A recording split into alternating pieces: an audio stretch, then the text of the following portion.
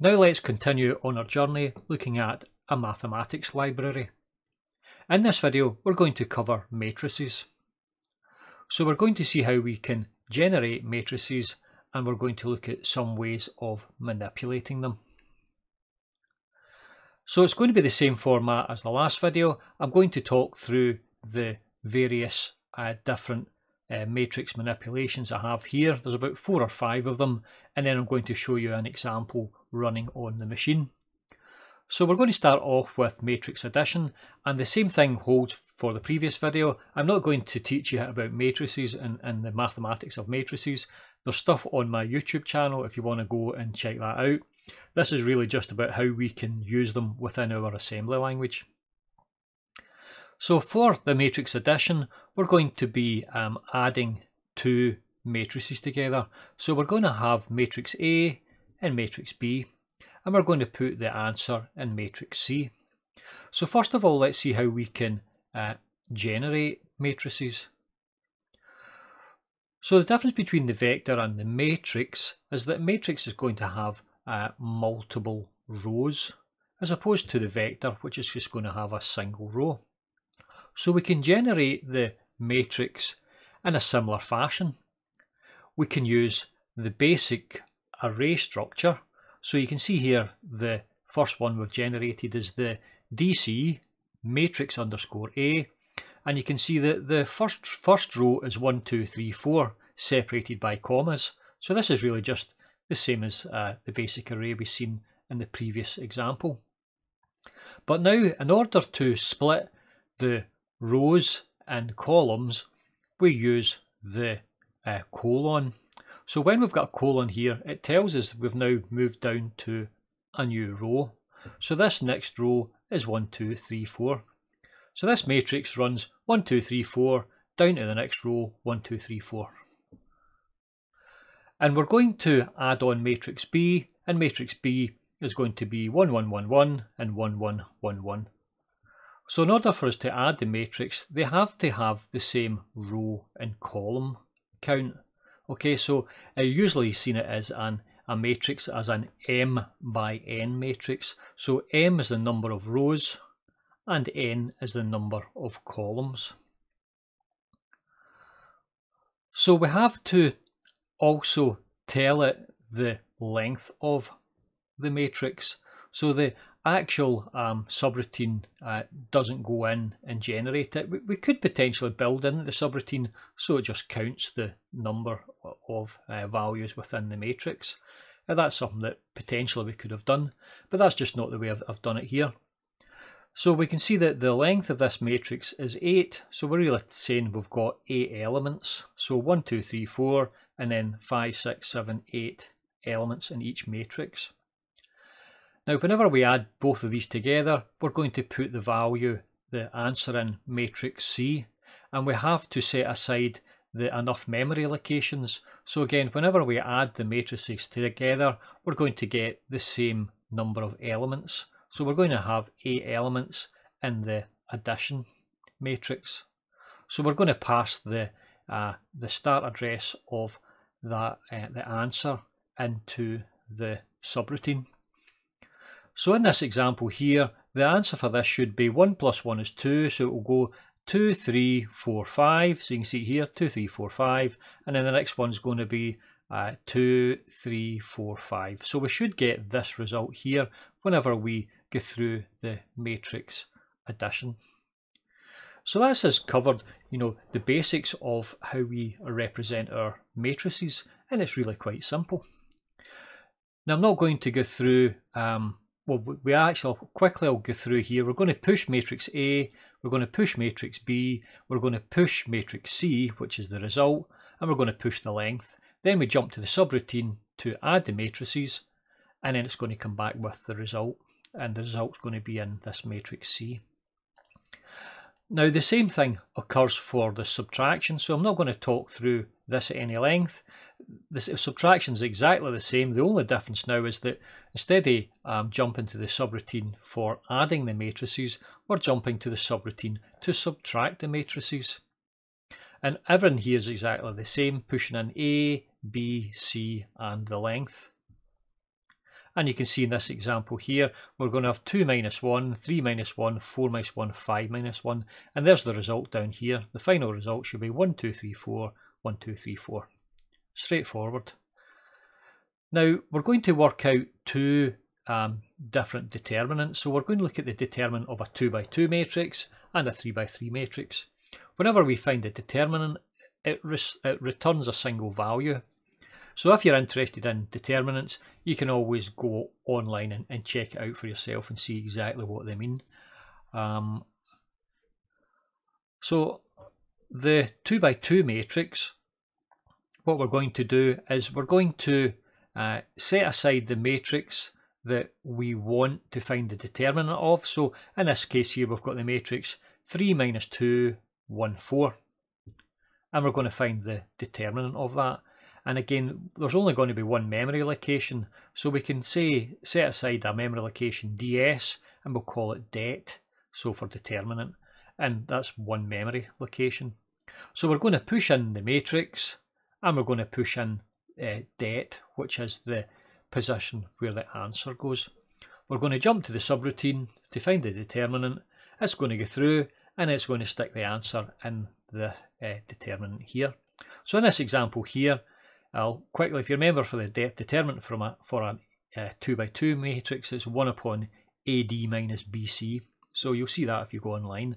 But the final answer here is going to be, in effect, 3 times 4 is 12, and then it's going to be minus 2. So it's 12 plus 2, which is a value of 14. Now, I've put this in hex as well because the answer will actually come out in hex. So the answer to this one should be a value E. Now we generate the 3 by 3 determinant as well, and again we simply put in a matrix which is going to be a 3 by 3. So there's a matrix there, 7, 2, 1, 0, 3 minus 1 and 3, 4 minus 2. And we push the value of the matrix, we push determinant, and it goes through the subroutine and it returns the answer into det, and the answer to this one happens to be the value of 1. Now we also go through the matrix transpose. So in the transpose we define the matrix here. In this instance we've got the matrix 1, 2, 3, 4, 5, 6.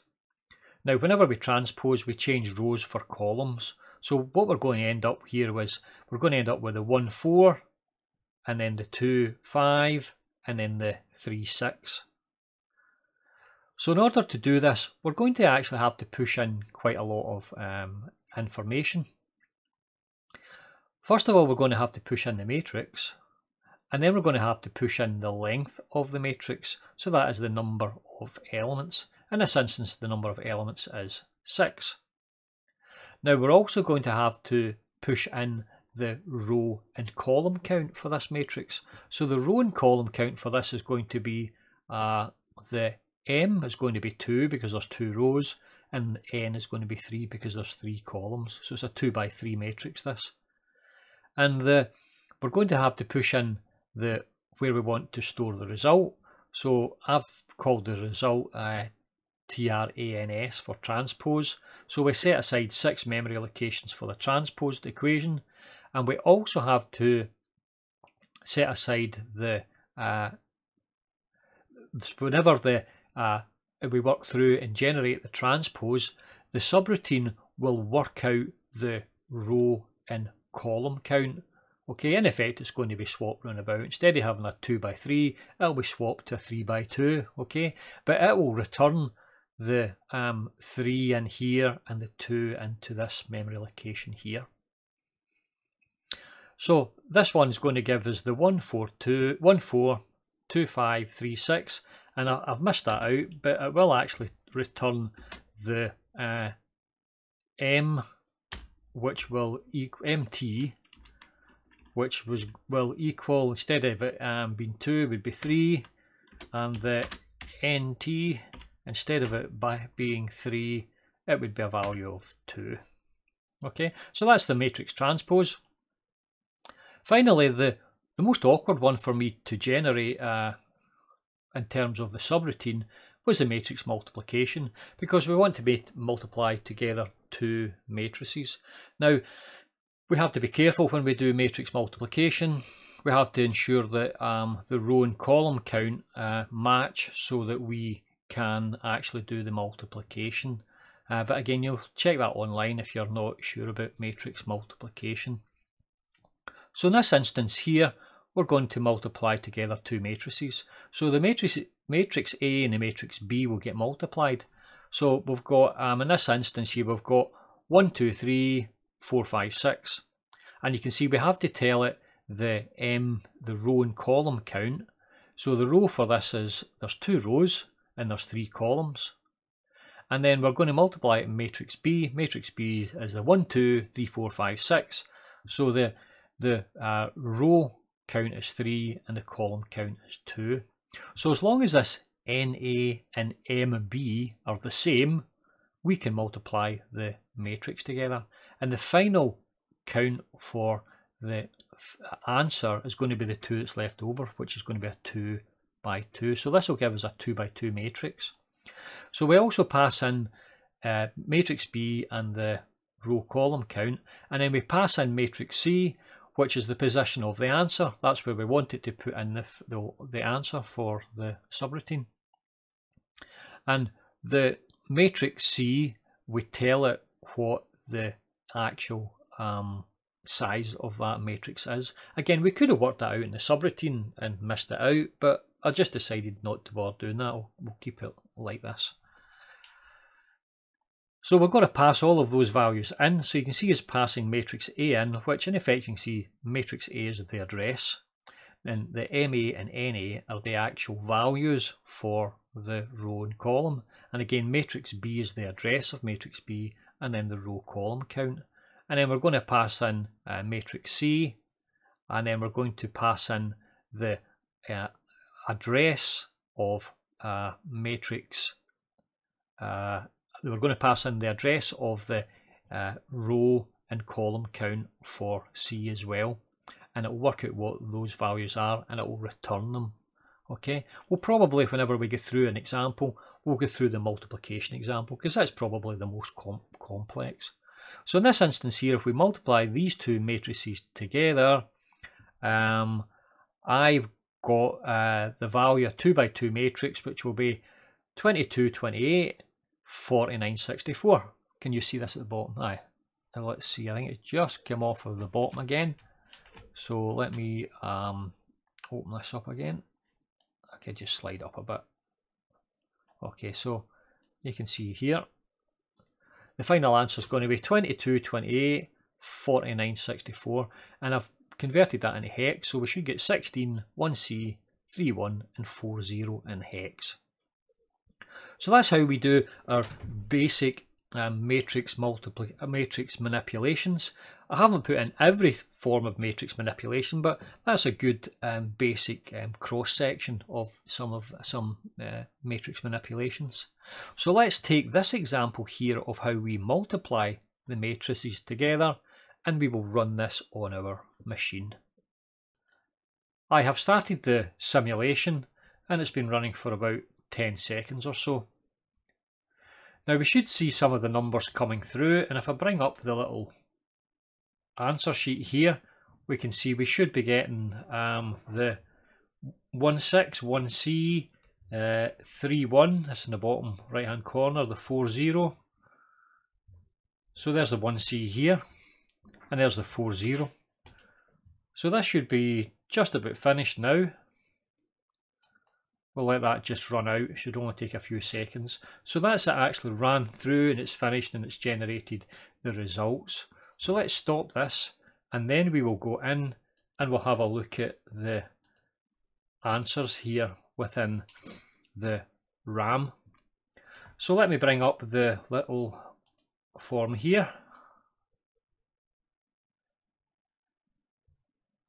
Now we should be getting the numbers here are going to be the, if you can see them, there's 1, 2, 3, 4, 5, 6. So that's the first matrix and it's a 2 by 3. And then we're going to have 1, 2, 3, 4, 5, 6.